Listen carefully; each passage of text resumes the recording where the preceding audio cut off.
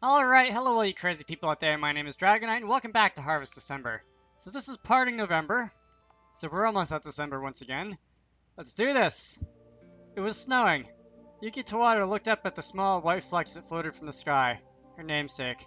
Snow had come more than a month early, but it wasn't something that surprised her. This year was special. Anything could happen. I'll go now. Hugging a furoshiki containing her textbooks and lunchbox to her chest, she stepped outside. She opened her mouth and breathed out, fogging the cold air. Yuki Towada took careful steps. Whenever she thought she might slip on the stone, she felt herself reacting in ways to protect her child. She finally made it through the front gates of her house. Good morning. Masaki Konno was waiting for her. You! Surprised? Of course. Yeah, I would be too. Why are you here? This is my place. It's the opposite direction of your home. Why? He tilted his head as if he found it a funny question. I just wanted to walk to school with my girl. It was unbelievable. Yuki froze, her mouth hanging open. It took a while for her to finally speak. Are you alright?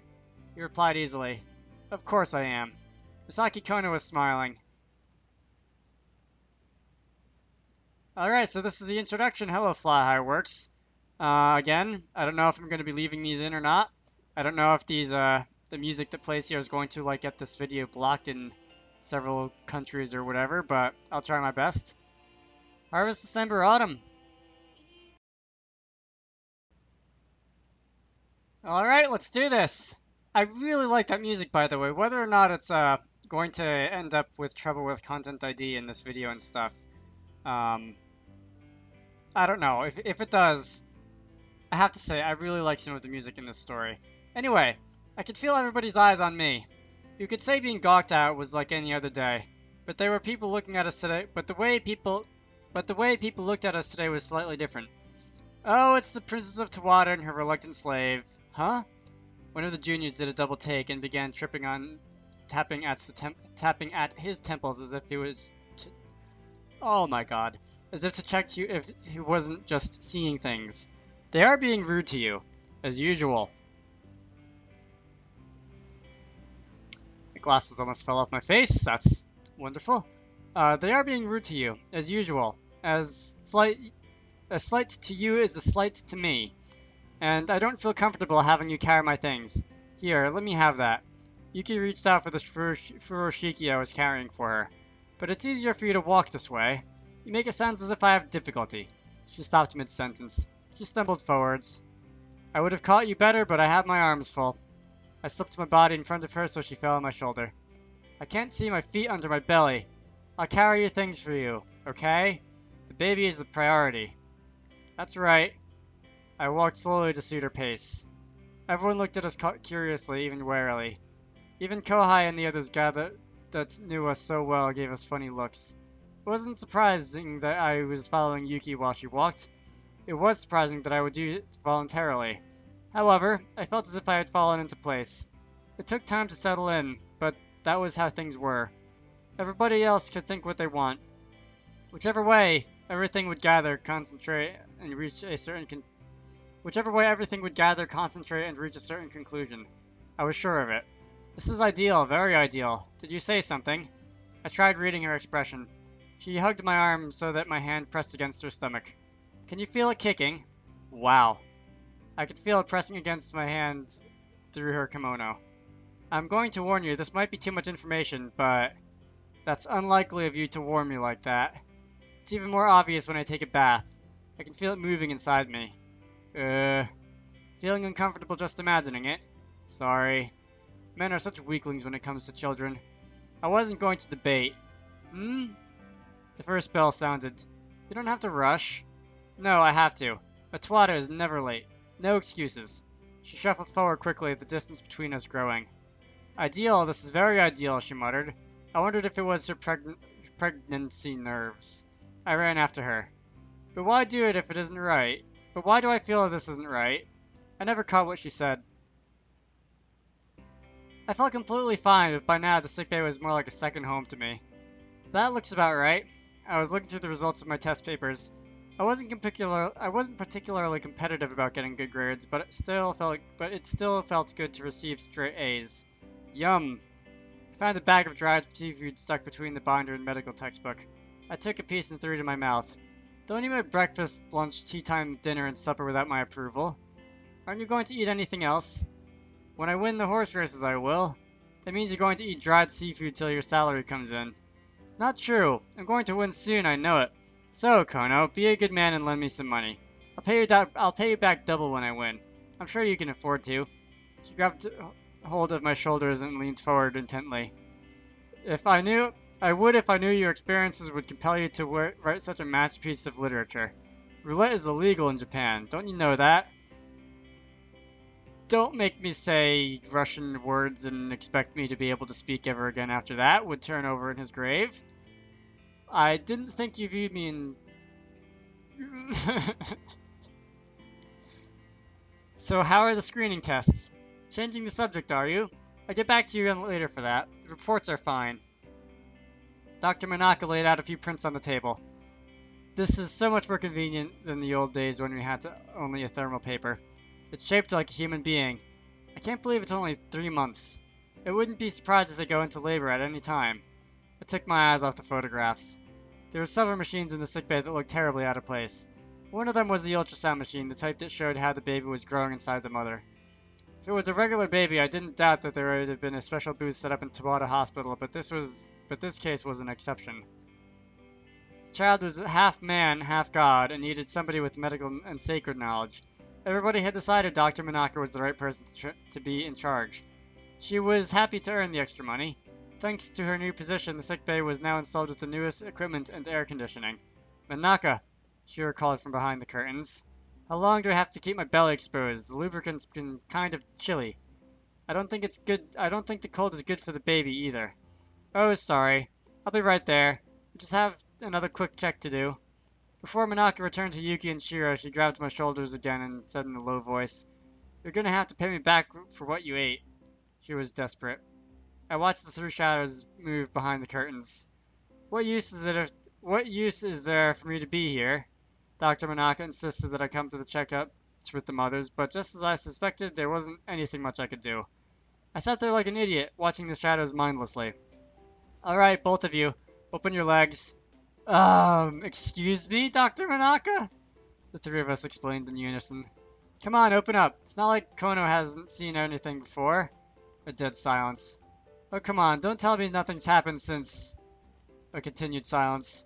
Well, sorry. The rest of the checkup was done quietly. This story, I swear. We're done now. It was Shiro that poked her head out of the curtain first. Yeah. I was still suffering a brain freeze. Well, that was awkward. Konno, Tawada's checkup will take some time. You can leave. But if I just have to wait, there are a few delicate issues I have to bring up with her. Leave! Okay. Persistence. Alright, so it's been about 11 minutes. Should I do another one? Kinda want to do another one so that this doesn't take a million videos. Living in Tagami, I had learned how to wrap a thin string of cloth between my toes before I put my shoes on. It helped give my feet a better grip. At first, I found it strange, but by now it felt like a part of me. You're late. It takes some time to wear my shoes, Shiro-sama. Why don't you go take your shoes off to change to Yubaka? Oh, that's right. I know I've seen that word before, but I don't remember very well. Nope, I just stuck my feet into the slippers shoes is all. I decided that it would be better to pretend I didn't hear that. Wait, what? I just stuck my feet into the slipper shoes. Alright, I don't see what was so bad about that line, but alright. You're calling me Shiro-sama again. Nothing. I just said I wanted to go home. Be careful of the cold, it isn't good for the child. Mikami opened a Japanese umbrella over her head. So everything is going well. Very good. I'm worried why Yuki was left behind, though. It's a child conceived from an unorthodox method, but there are countless cases of mixed children. I've helped deliver children like that before. What is the child growing in Yuki like? It's more of a god, but it will look like a human being. It will not be the monster you imagine. It might have something. It might have something like a pair of these, though. Shiro wiggled her wolf ears above her head. Even if it does have something like that, it'll be easy to hide. Like, ow. If you want it gone permanently, you could have it removed surgically. If there are any problems, Minako will keep you informed. But the Minako woman has potential. I wouldn't mind having an assistant like that. If you hire her part-time, I think she'll be extremely happy. She's always in need of money. What's her problem? Her soul. You mean she's incorrigible? Mikami laughed. So why are you all living apart? I almost stopped in my tracks. I've made a place to deliver the child, just so you know. I wanted to ask, where do you normally, do your work? In a place we call Sando. Just believe me when I say there is a place like that. It's not in this world. Should I say it's in a different dimension? Thankfully, you're familiar with the way Shiro jumps from Yashiro to Yashiro, so I assume you have better understanding of it than others. Why not just deliver the child in this world? When you humans go through a surgery, don't you use a sanitized room?